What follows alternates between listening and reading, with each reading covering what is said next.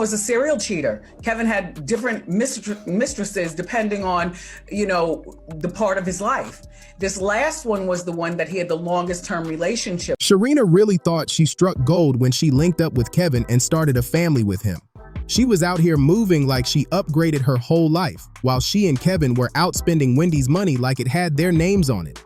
They even grabbed a $1 million house just minutes from Wendy's spot, acting like nobody would peep that wild move. And let's be real, those alimony checks Wendy sent every month were the only steady money Kevin had coming in, and they were living real cozy off it. Kevin kept trying to run big plays, dropping lawsuit after lawsuit trying to force Wendy to start paying him again, but every single one fell flat. Then things got even messier when Wendy got pushed into that guardianship situation that she didn't need. After that, any chance Kevin had of getting another dollar from her was gone in an instant. And to make it even worse for him, Wendy's guardian, Sabrina Morrissey, came straight for him, suing him over those bonus payments he scooped out of Wendy's money. After all his legal schemes fell apart, Kevin bailed on Shireena the same way he bailed on Wendy. The second he stepped out, Shireena disappeared from social media with lightning speed because people were dragging her nonstop and the pressure was too much for her to handle. Shireena isn't just dealing with Kevin walking out and leaving her to handle their daughter on her own. She's also broke and getting chased by her own bank for skipping out on thousands in credit card charges. It's wild out here because while she's sinking in debt, Wendy has been out here fighting for her life for the past 3 years after that bank Wells Fargo pushed her into a guardianship she should have never been placed in. They slapped labels on her, sent her to facilities she didn't want, sold her penthouse, shut down her show, and even handed her dog over to somebody she didn't even know. Her family was completely shut out of everything.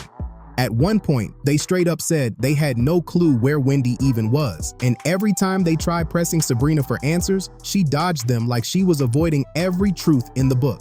Even her own child stepped up and said, "The Guardian has not done a good job of protecting my mom." And honestly, it's tough to disagree when you see everything that went down. Wendy went through multiple independent evaluations showing she wasn't unstable, but those reports got tossed aside like they meant nothing.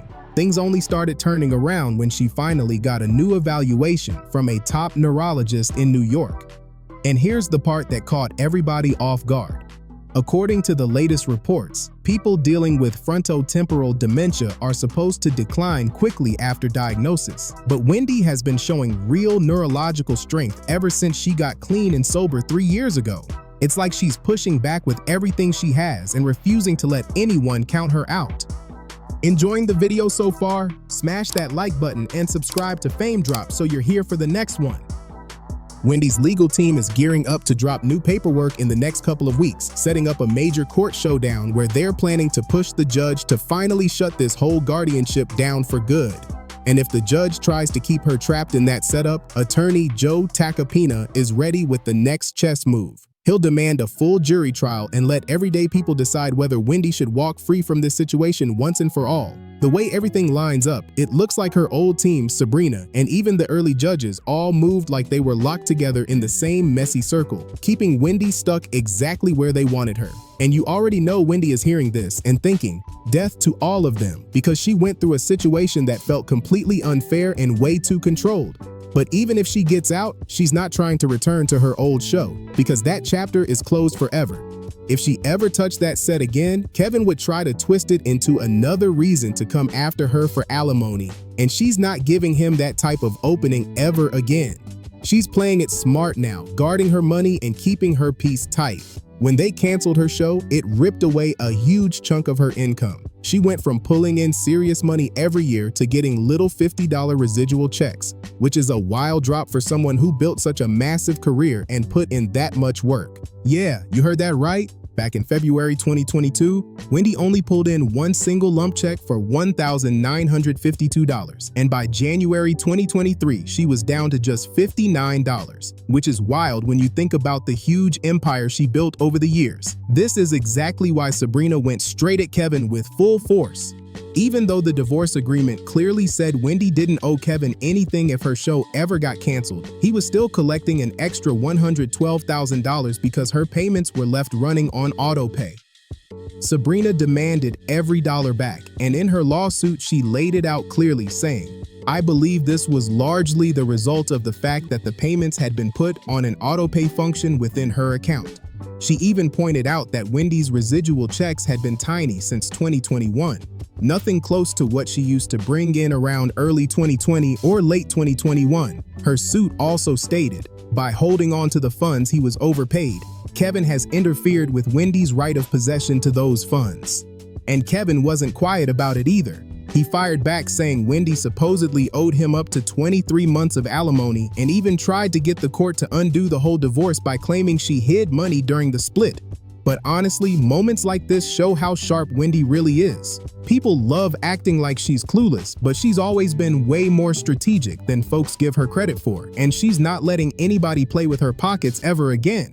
When Wells Fargo kicked off that whole guardianship mess, they claimed Wendy had around $7.3 million sitting in her accounts. But then her close friend Regina Shell came through with an affidavit saying that back in 2022, Wendy actually had closer to $55 million in her accounts. Regina said she saw paperwork from Wells Fargo showing totals hitting almost $55 million, which is a massive jump and had everybody looking sideways trying to figure out what was really happening behind the scenes. And the moment Kevin heard that number, he got real eager and tried to flip the whole divorce all over again so he could bring those alimony checks back and even raise them.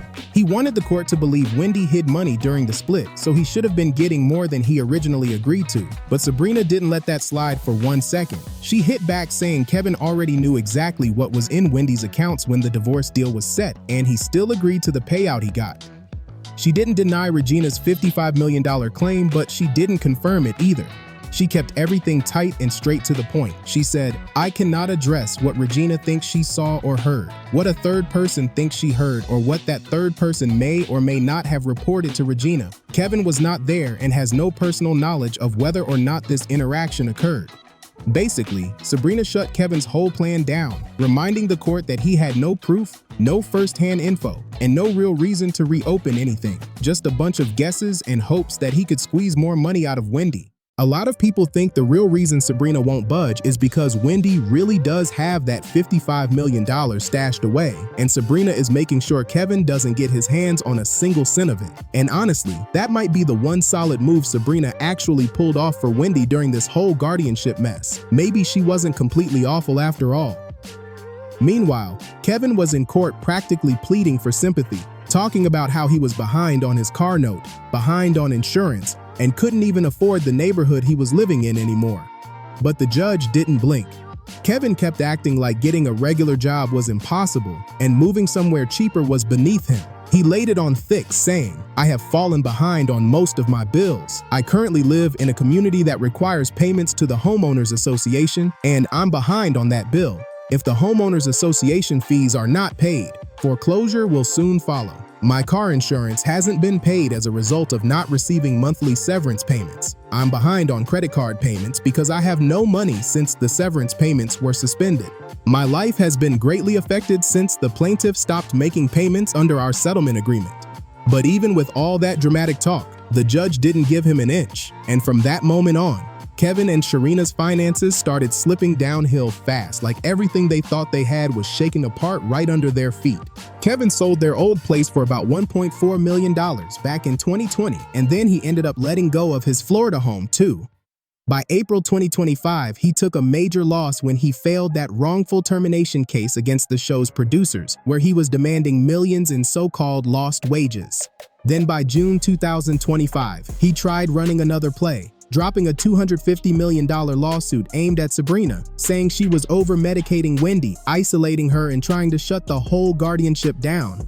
But the judge tossed that case out instantly without even blinking. After that, everything just kept piling up on him fast. UBS Bank came after him for falling behind on his credit card bills, and those charges were reportedly sitting deep in the 5-figure range. On top of that, word is he borrowed money from a company called Flex Wealth to grab 2 luxury cars, and never paid them back either. Now people are saying he's trying to line up a tell-all interview with Gayle King just to scrape together some fast money because his pockets are running low.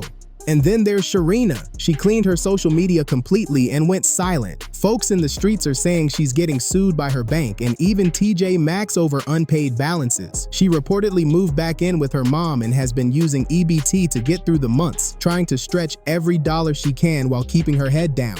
But with EBT systems reportedly having issues lately, she's out here struggling even harder and trying to stay low while everything around her keeps tightening up. Someone even leaked that TJ Maxx case on her, and it shows she owes them over $3,000. At this point, Shireena is definitely wishing she never linked up with Kevin in the first place. He bailed on her, left her holding everything by herself, and now she's out here raising their kids solo while drowning in credit card debt and overdue bills. She's not just hiding from people online anymore. She's dodging her bank and TJ Maxx like they're posted up waiting for her around the corner. And you already know folks had plenty to say about the whole situation. One person wrote, "He is a despicable person." Another said, "He and Sabrina got exactly what they deserved." Someone else chimed in, "I always liked Wendy. She is not a liar." And another comment went, "Kevin and Shireena deserve all the smoke. If there is such a place as hell, they both deserve a place there." People were going in without holding anything back. Now I want to know your take on it. How do you feel about Shireena ending up broke and stressed after Kevin dipped on her like that? And do you think Wendy put that clause in the divorce on purpose so she'd never have to pay him again? Drop your thoughts in the comments and click here to check out the next messy video.